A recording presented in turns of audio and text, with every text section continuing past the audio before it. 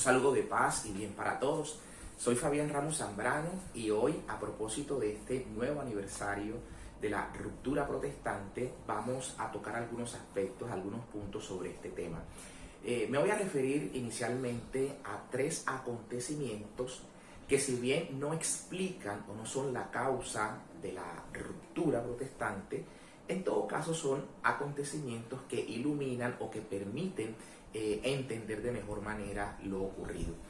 Vamos a referirnos inicialmente a la peste negra, que sabemos que hoy se han hecho estimaciones en cuanto al número de muertos por esa pandemia, y los números más conservadores hablan de 50 millones de personas fallecidas con ocasión de esa peste.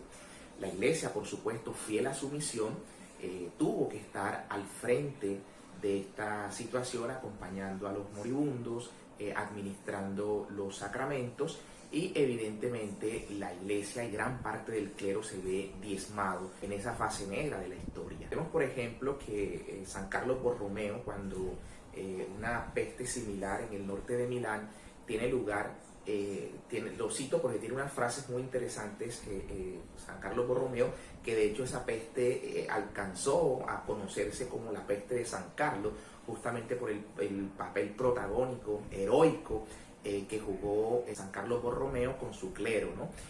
Mandaba construir cruces en los caminos, en las calles, para que las personas desde sus ventanas pudiesen presenciar o participar de la celebración eucarística. San Carlos va a decir algo también muy importante, comparando esta situación que vivía la humanidad, puntualmente el norte de Milán, con los primeros cristianos cuando morían mártires. Por ejemplo, pensemos en San Ignacio de Antioquía, presa de las fieras en Roma, ¿no? Molido por los leones en Roma, la persecución de Nerón, donde caen los mismos Pedro, Pablo, uno decapitado, el otro crucificado cabeza abajo, la persecución de Diocleciano, toda esa persecución que la Iglesia recibió en los primeros siglos, quemados como si fueran antorchas, en las parrillas, en aceite caliente, todas esas persecuciones hasta el 313 con el edicto de Milán que sufre la Iglesia. San Carlos Borromeo, con ocasión de esta peste del norte de Milán, va a decir que la oportunidad ahora, digámosle así, de obtener la corona del martirio ya no era molidos por los dientes de los leones, ni quemados en parrillas, ni echados en el aceite, sino sacrificándose por los hermanos. Esta actitud de este gran obispo, San Carlos Borromeo, pues muestra un poco cuál era la postura, la posición, la actitud de la Iglesia frente a estas situaciones por las que la humanidad ha atravesado. Entonces, en aquel momento, en el siglo XIV, cuando la peste negra tiene su culmen, gran parte del clero perece también acompañando a los enfermos, y esto generó una consecuencia en la aceptación y en el discernimiento de las vocaciones sacerdotales. La Iglesia necesitada de que ingresaran más personas para poder administrar sacramentos y poder acompañar a los fieles, celebrar la Eucaristía, pues digamos que el discernimiento vocacional no se hacía con el rigor correspondiente. Entonces ingresaban a los seminarios, gran parte, bueno, no era propiamente los seminarios, no existía lo que hoy conocemos como seminario, pero sí a los monasterios y a los lugares de formación de los futuros sacerdotes. No se hacían estos exámenes rigurosos por la necesidad que había de admitir futuros sacerdotes para atender las necesidades del pueblo. Efectivamente, Martín Lutero va a entrar al monasterio agustino en el año 1505. Hay dos versiones sobre este ingreso de Martín Lutero al monasterio agustino. Él mismo escribe que, teniendo la muerte cerca, se vio obligado a hacer un voto irreflexivo. En otras traducciones se utiliza la expresión haciendo un voto involuntario, pero todo indica que por tener la muerte cerca. La versión protestante que se ha venido dando a raíz de esto es que Martín Lutero aparentemente estaría en una escena en la cual había tormentas, tenía miedo de los rayos, los relámpagos, y ese temor de poder perder la vida en esa tormenta lo llevó a decirle a Dios que si era librado de esa tormenta, que si era librado de los rayos esa noche, él entregaría su vida a Dios y sería sacerdote, ¿no? Entonces esa es la versión que se ha venido trillando y masticando, pues digamos, para mostrar esa actitud precisamente irreflexiva de Martín Lutero en cuanto a su ingreso al monasterio agustino. En el año 1983, un autor, Dietrich Eckme, escribe sobre este acontecimiento basado justamente en las palabras de Lutero y en testimonios que rindieron cercanos a Lutero con ocasión de su muerte.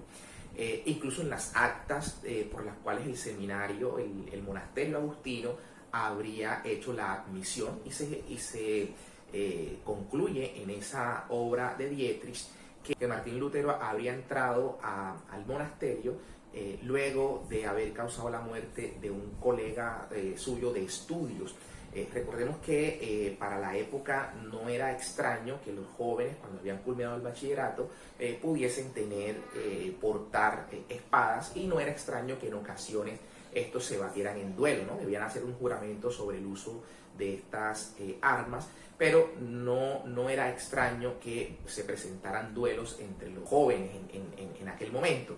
De hecho, hay un fraile de feliz memoria en la iglesia que, después de haber atravesado el vientre de un compañero suyo, va a un monasterio, se hace monje, se convierte, y bueno, y tiene una buena destacación como fraile en su momento. No estoy, pues, digamos, pasando por alto el tema que, pues, en nuestra edad, mirando ahora esa situación, pues obviamente vemos que es un hecho que lamentar, ¿no? Pero este autor, Dietrich, claramente, pues, en su obra va a presentar una situación sobre Martín Lutero muy similar, en la cual habría abatido a un colega suyo a espada, ¿no? Entonces, huyendo de la ley civil, Lutero pide asilo en el monasterio, pide el amparo, digamos, de la ley eclesiástica, que tenía el fuero para no ser penalizado por esta situación. Esta versión que presenta Dietrich ha sido corroborada tal vez por los dos historiadores más prominentes de Alemania.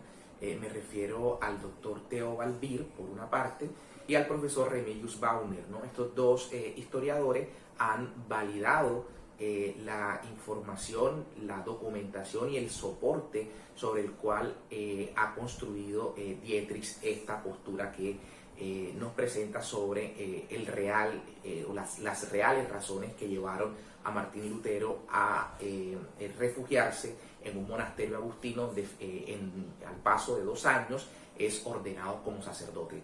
Solo transcurridos 2 años ya Lutero es ordenado sacerdote, y vemos entonces cómo pudo haber sido su formación dentro de esos 2 años, ¿no? Digamos, la calidad de su doctrina, la calidad de su teología en esos 2 años. Obviamente Lutero, después de ser sacerdote, continuó sus estudios, continuó estudiando. No estoy con esto diciendo que pues se trate de alguna persona inculta. Ya de hecho había estudiado Derecho Lutero, y bueno, lo que quiero decir es que al ingresar a este monasterio en solo 2 años, por lo que decía, la iglesia ávida o necesitada de poner ya sacerdotes en la calle, digámosle así, para atender la gran problemática social y las grandes necesidades de los fieles, pues digamos que no estimaba mucho en el discernimiento vocacional. Lo que quiero simplemente plantear acá es que estas serían las razones de Lutero que lo llevaron al monasterio, luego de, según la versión de Dietrich, corroborada por estos dos historiadores que he citado,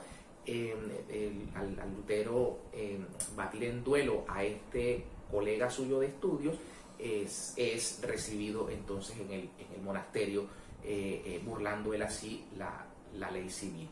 El segundo acontecimiento tiene que ver con la muerte de Santo Tomás de Aquino, cerca del año 1270 aproximadamente, cuando Tomás de Aquino fallece y nos deja toda esta obra majestuosa de su doctrina, la riqueza doctrinal que Santo Tomás de Aquino deja a la iglesia.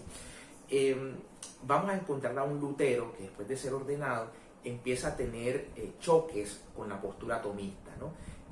Lutero, de hecho, abraza en cuanto a su pensar, a su filosofía, va a abrazar las posturas de Guillermo de Ockham, el padre del nominalismo. Recordemos aquel que decía que las cosas no las podemos aprender, comprender en su esencia, sino que simplemente lo que tenemos de ellas son sus nombres, ¿no? Las nominamos, de nomen, ahí viene el nominalismo. Pero lo puntual es que este nominalismo en cierta manera se oponía a las posturas de los escolásticos, y por aquí viene el aspecto de Lutero. Lutero era un ferviente crítico de la escolástica.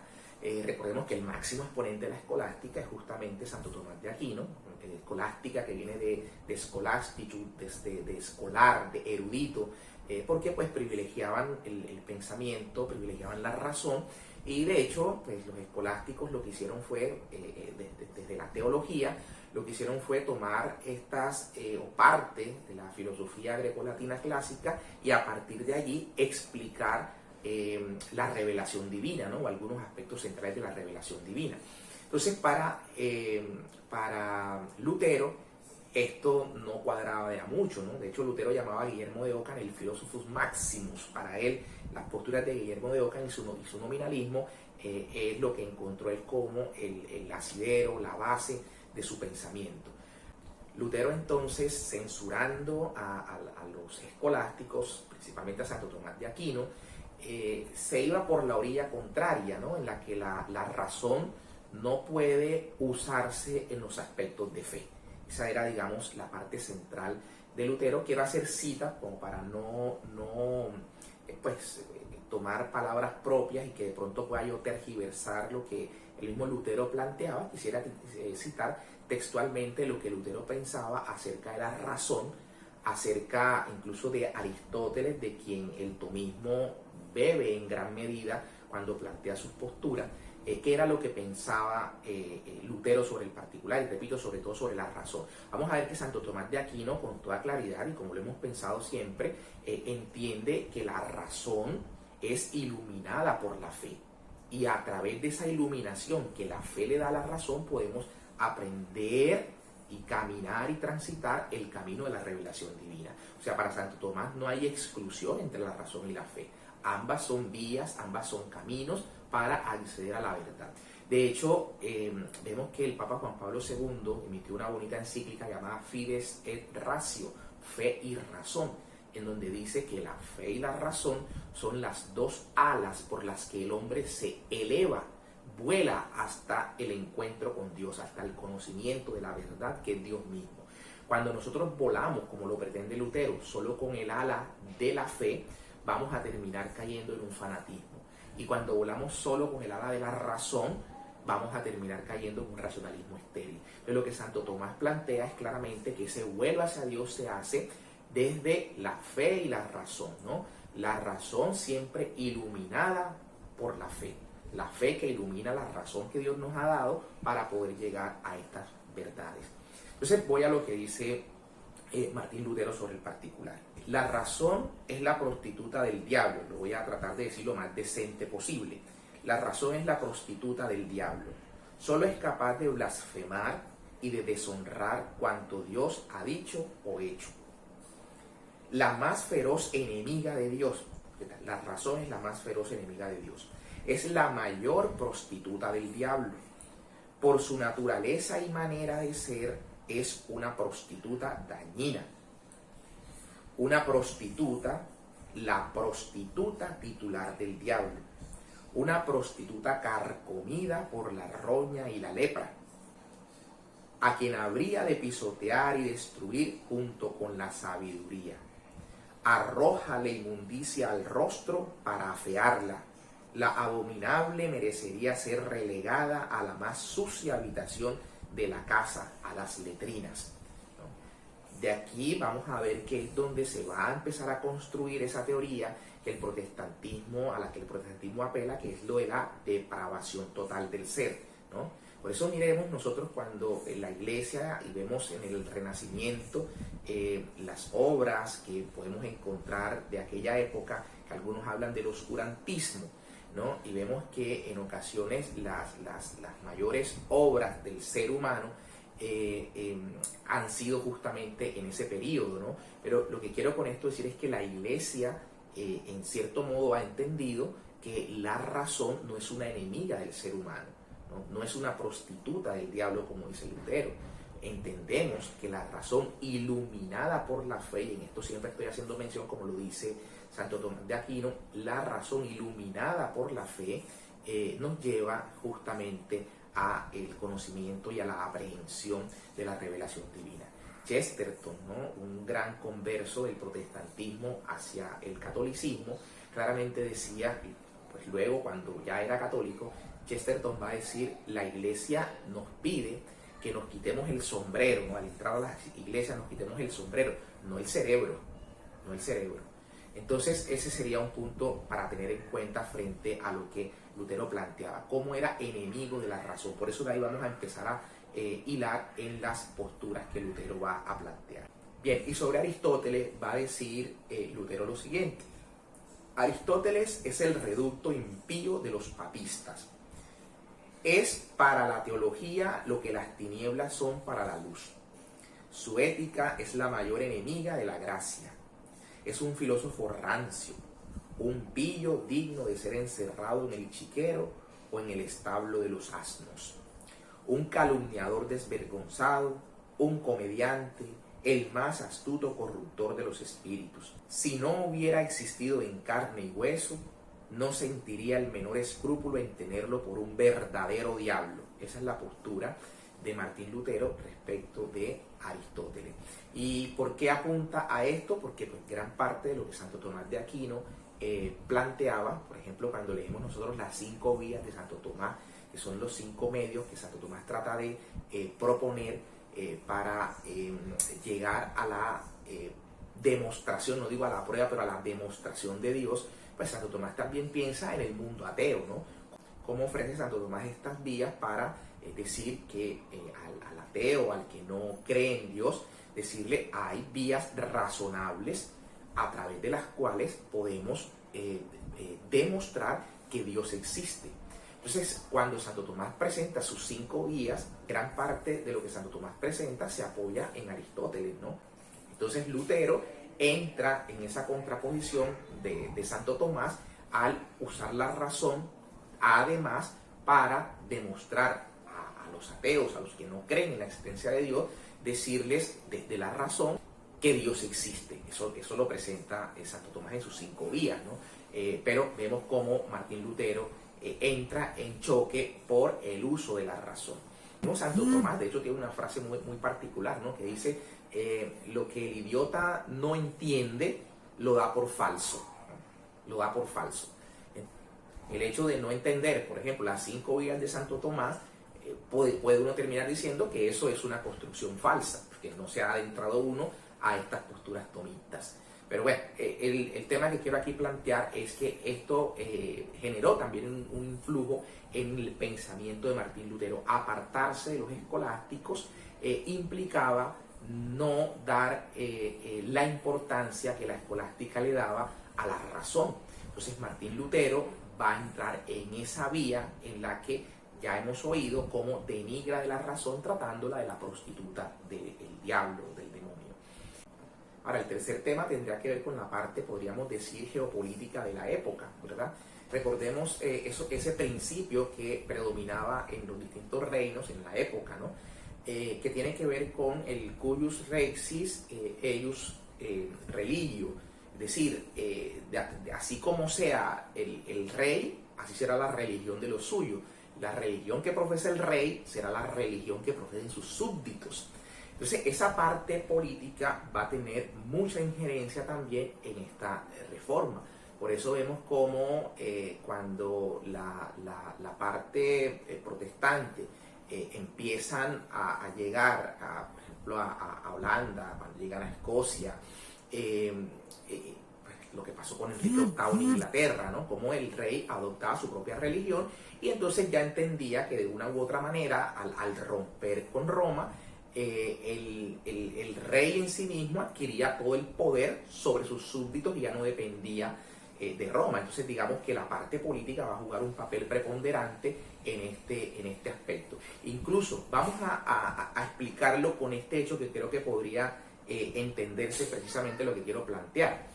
A ver, cuando Enrique VIII en Inglaterra desea casarse con otra mujer, porque su mujer no le daba hijo varón, la iglesia claramente le plantea su postura, no traiciona la doctrina. La iglesia le dice con toda claridad, no, sería adulterio, por tanto no te está permitido dejar a tu esposa para casarse con otra, ¿no? La iglesia se lo plantea claramente a Enrique VIII sin ningún temor.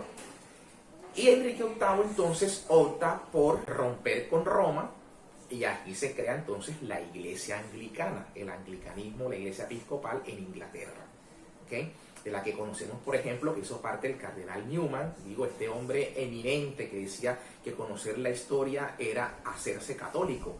Nace en el anglicanismo Newman y lo abandona, por supuesto, entendiendo luego que la verdad estaba en la iglesia de Cristo, que fue fraccionada por esta ruptura protestante. Esta parte en la que estoy planteando que Enrique VIII le da la espalda a la iglesia porque no le satisfizo su capricho, ¿no? de poderse casar con esta otra mujer, la iglesia le plantea la doctrina sin ambajes, y este hombre entonces lo que hace es romper con Roma y crea su propia iglesia, la iglesia anglicana. Bien, con Lutero va a pasar algo similar. Felipe de Hesse, en Alemania, va a querer también abandonar a su esposa, Cristina de Sajonia, con la cual ya tenía 7 hijos, y era conocido incluso el desprecio de este personaje, de Felipe, a su mujer. Conoció una jovencita de 17 años y quería vivir con ella. Él le plantea a las autoridades eclesiásticas de aquel momento, ya Martín Lutero y los suyos habían habían causado la herida a la iglesia, y ya pues estaban consolidados, digámosle así, gran parte. Se estima que a la muerte de Lutero el 30% de Europa era protestante, ¿no? Si había 60 millones de habitantes en Europa, había ya 20 millones de protestantes a la muerte de Lutero. Recordemos que la cristiandad, Europa ni siquiera se llamaba Europa, o no se le decía Europa, ¿no? Sino la cristiandad, eran cristianos todos en Europa. Y esta ruptura que causa Lutero, pues genera en la cristiandad esta gran división de la que conocemos, y precisamente Felipe de Hesse, queriéndose casar y que le avalaran este matrimonio, consulta con un ex dominico católico, y que en la Reforma también se pasó al protestantismo. Este personaje de nombre Martín empieza a estudiar la posición de que si le aceptaban a Felipe de Hesse este nuevo matrimonio, y el temor era que si le dicen no, y está el antecedente de Enrique VIII en Inglaterra, era claro que les iba a dar la espalda a los protestantes y se podía pasar al catolicismo, ¿no? Abrazar el catolicismo en esa parte de Alemania.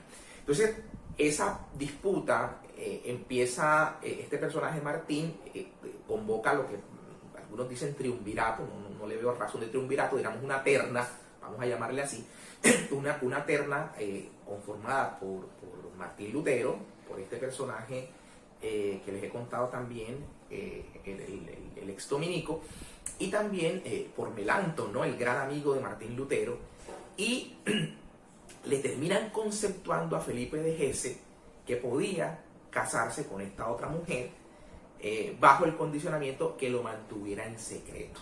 O sea, cómo supuestamente este hombre que es inspirado, que planteó una doctrina verdadera, que criticó la doctrina falsa de la iglesia, aquí su doctrina le acepta esta postura, ¿no? Esta postura en la cual este personaje, por el tema político, le terminan permitiendo el casarse con esta otra mujer, es decir, vivir en adulterio, contrario a las escrituras, bajo la condición de que lo hiciera en secreto porque sería motivo de escándalo. Eso es lo que la carta textualmente dice, expresa. Bien, presentados esos tres argumentos, yo quisiera pasar ahora a enlistar una serie de textos de Lutero, en los cuales vamos a ver su doctrina, sus posturas sobre algunos aspectos, y veremos cómo si este hombre inspirado verdaderamente puede hablar de esta manera, y estas cosas que a algunos parecieran pasan por alto, ¿no? Hoy veía a alguien publicando y aplaudiendo, digo yo, al gran reformador, y uno se pregunta, ¿de verdad conoces lo que este señor pensaba, lo que este señor decía, cuál era su doctrina y qué era lo que pretendía realmente? Porque la pretensión de Lutero no era otra sino fundar su propia iglesia y que se mantuviese lo que él pensaba como la única verdad. Es decir, él criticaba al Papa, ¿no? Y a la iglesia, sobre todo al Papa, por la autoridad. Decía que era alguien que se había robado las llaves de San Pedro. Cuando Cristo le dice a Pedro, a ti te daré las llaves del reino, pareciera que se murió Pedro y las llaves se enterraron con Pedro, ¿no? Y las llaves se las llevó Pedro al cielo, y las llaves hasta ahí murieron, ¿no? Y no había esta continuidad que Cristo quiso darle a su iglesia en los sucesores de San Pedro. Entonces, para Lutero, el Papa se había robado las llaves del reino. Y bueno, lo trata de asno, lo trata de burro, lo trata de corrupto. Algunos dicen que es que Lutero disputó la inmoralidad, la corrupción de la iglesia en aquel tiempo. No, vamos a ver al mismo Lutero, no estoy diciendo que no la haya habido, ¿no? Sabemos que en épocas de Francisco de Asís la hubo, y cuál fue la postura de San Francisco de Asís frente a eso, ¿no? Un modo de vida que renovó y le dio nuevo aire y oxigenó la iglesia. En muchas épocas en las que la iglesia, la corrupción ha sido marcada, los fieles han generado movimientos, porque el mismo Espíritu de Dios en el que confiamos, que dirige su iglesia, suscita esta renovación en la iglesia. Vemos en época incluso de Lutero como paralelamente en San Juan de la Cruz, Santa Teresa de Ávila, San Ignacio de Loyola, cómo vino todo este auge de vocaciones y de santidad a lo largo y ancho de la iglesia. Bien, voy a referirme a algunos de los puntos centrales que Lutero expresó. Quiero empezar por algo que a mí me parece relevante y tiene que ver con lo que Hitler incluso va a decir años después de Lutero. Voy a empezar por esta parte en la que Lutero se refiere a los judíos, ¿no? Vamos a ver la manera como Lutero se refiere a los judíos y cómo Hitler va a tomar de lo dicho por Lutero en Alemania, estamos hablando de Lutero alemán, y cómo Hitler va a tomar y halagar a Lutero por lo que planteó Lutero respecto a los judíos. Voy a citar una obra del mismo Lutero, ¿no? Voy a citar las palabras de Lutero en este caso, que dice lo siguiente: mi consejo, como ya dije más arriba, es, en primer lugar, que sean quemadas sus sinagogas. Está hablando de los judíos, que se le quemen a los judíos sus sinagogas, y que todo el que pueda arroje azufre y brea. También estaría bien si alguien pudiera arrojar fuego del infierno. Eso le demostraría a Dios nuestra seria determinación y serviría de evidencia para todo el mundo de que fue por ignorancia que toleramos estas casas, las sinagogas, en las cuales los judíos han injuriado del modo más vergonzoso a Dios, nuestro Creador y Padre, y a su Hijo hasta el día de hoy, pero que ahora les hemos dado su merecida recompensa. Atención a lo siguiente. En tercer lugar, que se les prohíba bajo pena de muerte alabar a Dios, darle las gracias, rezar y enseñar públicamente entre nosotros y en nuestro país, ¿no? Eso está pidiendo Lutero para Alemania. Pero atención, y es el punto que quiero que tengamos en cuenta, porque esto es lo que digo, o lo que se dice, puede sentar las bases del nacionalsocialismo, ¿no? del partido nazi. Lo que dice: si yo tuviera poder sobre los judíos, si tuviera el poder, ¿no? Está hablando como la sugerencia a la autoridad, el que lo tenga, que lo haga. Atención, si yo tuviera poder sobre los judíos, como tienen nuestros príncipes y ciudades por partes, me ocuparía de su falaz boca, ¿no? De su falaz boca. ¿A qué está apuntando Lutero con eso?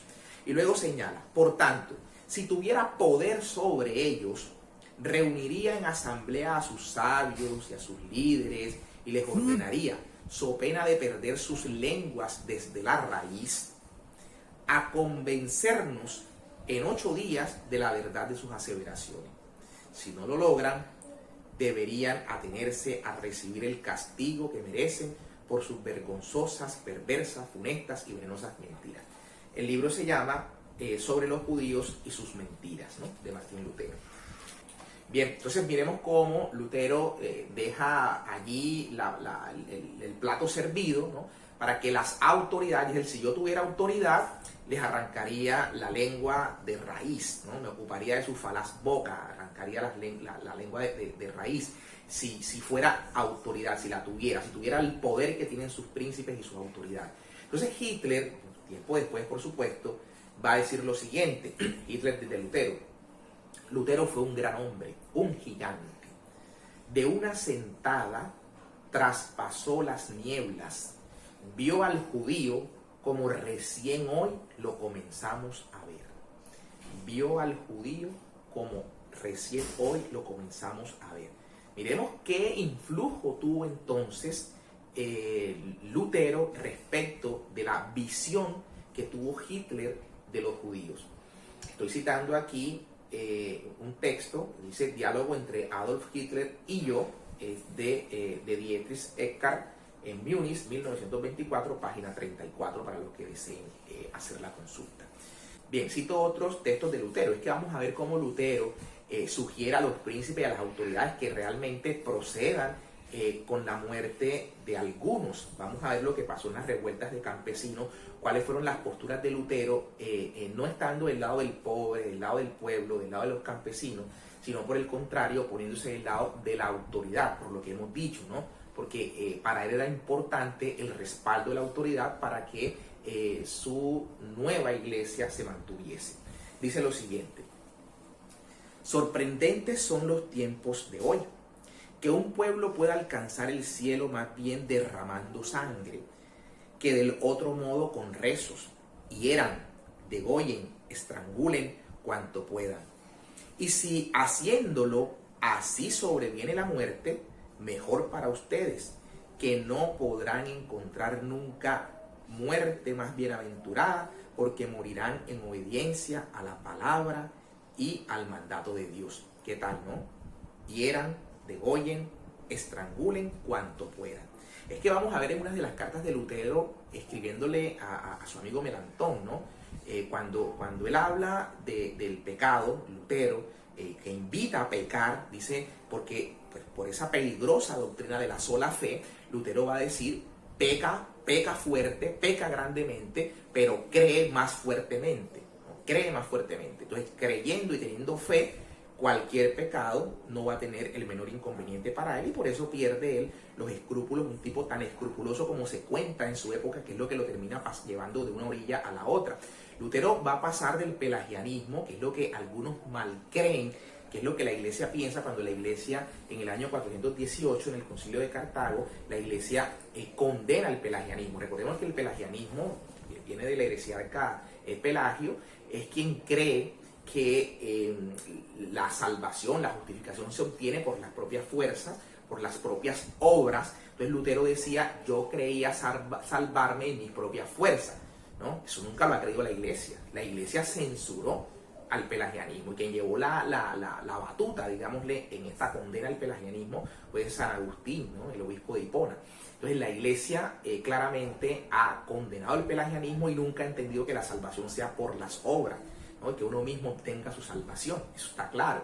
Y eso era lo que pensaba Lutero, y Lutero se va del bando del pelagianismo, que era lo que él concebía, pasa a este bando extremo de la sola fe, ¿no?, que acuña falsamente, porque la única vez en la que la Biblia habla de solamente la fe, lo hace en el capítulo 2 de Santiago, cuando precisamente va a decir todo lo contrario, que la salvación es por obras y no solamente por la fe. O sea, este binomio de obras y fe, del que también San Pablo habla.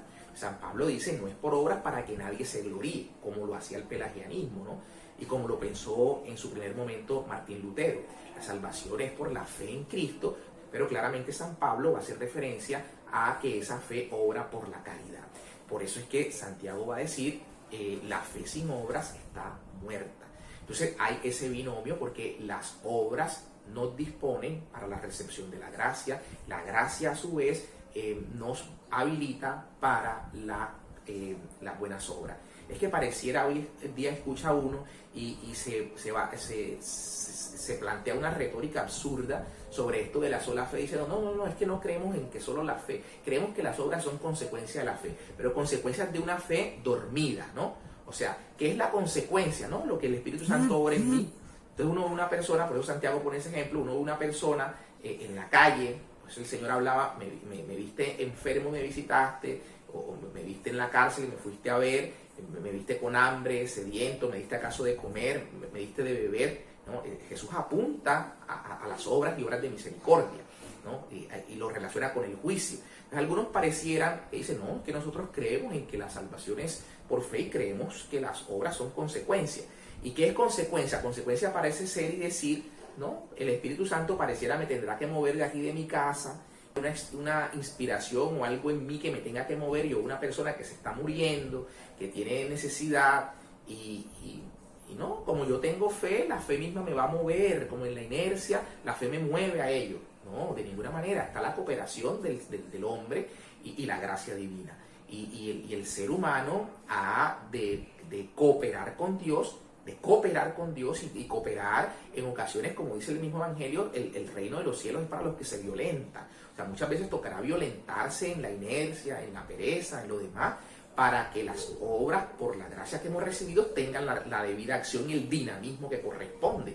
Pero esto no es una consecuencia pasiva, ¿no? del ser, una consecuencia pasiva que parecieran ser los planteamientos que hoy se hacen para tratar de soslayar un poco esa nefasta postura de Lutero de solamente la fe, ¿no? Ese peca con fuerza, que le decía a Melanchthon, peca con fuerza, pero cree más fuertemente. Eso es un absurdo. Y decía, quisiera yo encontrar un pecado gordo, dice Lutero, quisiera encontrar un pecado gordo con el que burlarme del diablo, ¿no? Como para decirle al diablo, mira, yo peco, hago lo que se me dé la gana y estoy salvado, ¿no? ¿Por qué? Porque tengo una fe que es la que me mantiene y la que me dio la salvación. Por eso es que habla Lutero del peca sin pecar, ¿no? Porque ya todos los pecados están puestos en Cristo. Entonces, con eso hay que tener mucho cuidado, ¿no? Pues efectivamente Cristo en la cruz obró el milagro y luego lo aceptamos. En el bautismo recibimos la habilitación y la gracia para caminar una vida de santidad. Pero como dice el apóstol San Juan, ¿no? Es mentiroso el que diga que no tiene pecado y Dios es fiel para perdonarnos. Pero sabemos que estamos caminando en la lucha con el pecado y estas posturas de Lutero eran peligrosas.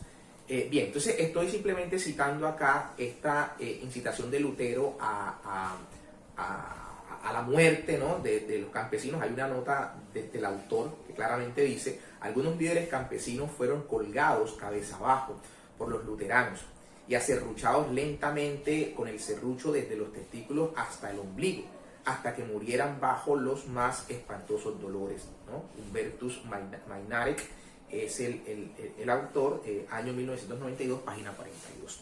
Miremos estas posturas finalmente de Lutero y vamos comprendiendo un poco la mentalidad de este sujeto, ¿no? Va a decir Lutero lo siguiente: así como se torturan y se le cortan la cabeza a los forajidos y a los asesinos, más aún deberían ser torturados y desangrados todos los usureros y todos los avaros, expulsar y maldecir y descabezar, ¿no? Esa era la visión de Martín Lutero, ¿no? Estoy aquí citando un texto de Lutero llamado A los señores pastores, predicar contra los usureros, ¿no? Advertencia de Martín Lutero, año 1540, tomo 7, página 415. Aquí está entonces Lutero pidiendo que los usureros sean, y los avaros sean torturados y sean desangrados. Cuando Jesús, sabemos lo que le dijo a Zaqueo, ¿no? Cuando Jesús le dice a Zaqueo, baja de allí, ven, voy a cenar a tu casa, ¿no? Le dice Jesús a Zaqueo, y Zaqueo se convierte, entrega la cuarta parte de sus bienes, por la postura amorosa de Jesús frente al usurero Zaqueo. Miren cuál era la postura de este personaje frente a los usureros. Lo mismo frente al adulterio. Jesús, sabemos cuál fue su actitud frente a la adúltera. Miremos lo que Lutero va a decir del adulterio. Sería mejor muerto que muera para evitar malos ejemplos. Es culpa de la autoridad. ¿Por qué no se ejecutan a los adúlteros? Culpa de la autoridad. Pidiéndole a la autoridad, al brazo civil, que ejecute a los adúlteros, ¿verdad? Está en el texto de Martín Lutero, de la vida matrimonial, sobre la vida matrimonial, 1978 la edición, página 16. Bien, acá miremos otra expresión de Lutero. Si yo fuese juez, entonces quería torturar y desangrar a la venenosa prostituta francesa. ¿No? Ese es Lutero. Bien, y Jesús nos decía que las prostitutas y los publicanos nos precederán, ¿no? Porque en ocasiones van a tener más disponibilidad a la conversión que los que nos decimos cristianos y los que nos creemos mejores personas que el resto. Bien, este es un punto importante que voy a citar, porque Lutero, pues digamos, la cultura que había, el asunto relacionado con las brujas y demás, cuando un niño nacía con deformación, Lutero decía que esa deformación era diabólica y que había que matar a esos niños para devolvérselos al Creador, ¿no? Era la visión de Lutero. Esto es lo que dice puntualmente. Si se habla de los niños que se parecen al diablo, de los cuales he visto algunos, entonces siento que o son deformados por el diablo, pero no engendrados por él, o que son verdaderos diablos. Esta deformación facial humana hay que devolverla al Creador. Palabras textuales. Esto está en Ópera Exegética, página 127. Dice, por otro lado, Martín Lutero, así como castigamos a los ladrones con la soga, a los herejes con el fuego, ¿por qué no hemos de atacar a estos perniciosos maestros de la perdición, como los papas, cardenales, obispos y toda esta úlcera de la Sodoma romana con todo tipo de armas y lavemos nuestras manos en su sangre? Bien, atención a lo que dice Lutero sobre el Papa, ¿no? La manera y de dónde se ha creado entonces toda esta visión que hoy el mundo protestante tiene sobre el Papa, que lo llaman el anticristo, cuando mismo Lutero arrancó con la prostituta de Babilonia, etc. Dice, el Papa es el diablo, dice Martín Lutero, ¿no? El Papa es el diablo. Si podría matar al diablo, ¿por qué no lo haría? ¿Qué tal este señor? Lutero exige, debería arrancarse la lengua de raíz al Papa y a la curia y clavarla en la horca como un sello en las bulas papales según la jerarquía. Esa es la postura de Martín Lutero, ¿no? Tomo 1.2, página 24 y 24b. Dos duras y serias escrituras del doctor Martín Lutero a los lectores cristianos. Bien, quiero cerrar con esta expresión para que veamos cuál era el talante de este personaje y cuál era su verdadera pretensión, ¿no? Cuando Martín Lutero va a decir, quiero que mi enseñanza no sea juzgada ni siquiera por los ángeles, puesto que estoy seguro de ella, quiero ser mediante ella su juez y también el de los ángeles, como dice Pablo en Gálatas 1:18. Ser juez para que aquel que no acepte mi enseñanza no sea bienaventurado, ya que es de Dios y no mía. Por esto mi juicio es también el de Dios y no mío. ¿Qué tal? Su enseñanza es de Dios. Por eso hoy día, cuando se genera toda esta revolución por parte de Lutero, y Calvino entra luego en choque con Lutero, Zwinglio entra en choque con Lutero, yo dijera que hoy todos deberían, si esto fue una inspiración de Dios, lo que este personaje hizo, deberían todos creer la doctrina de este personaje, criticando al Papa porque cree ser la autoridad de todos los cristianos. Él se convirtió en el nuevo Papa, ¿no? Y más allá de eso, ¿no? Yo pienso que ni siquiera a un Papa le hemos oído expresarse en esa forma. Entonces lo que está diciendo Lutero es eso, que su doctrina es de Dios, todo esto que hemos oído, de cómo tratar a los adúlteros, de cómo tratar a los usureros, a los avaros, a los niños que nacían con deformación, todo eso según él es de Dios. Cómo tratar a los judíos, todo esto que retoma Hitler, todo esto según él es doctrina de Dios, según Lutero. Miremos cómo el tema del odio en Lutero era algo de lo que incluso él hace vanagloria, ¿no? Miren qué va a decir, yo no tengo mejor remedio que la ira. Pues si quiero escribir, rezar y hablar bien, entonces debo estar airado. Entonces se refresca toda mi sangre, mi entendimiento es agudizado y todas las impugnaciones ceden, ¿no? Como él objeta a los demás cuando tiene odio, por eso vemos cómo él escribe.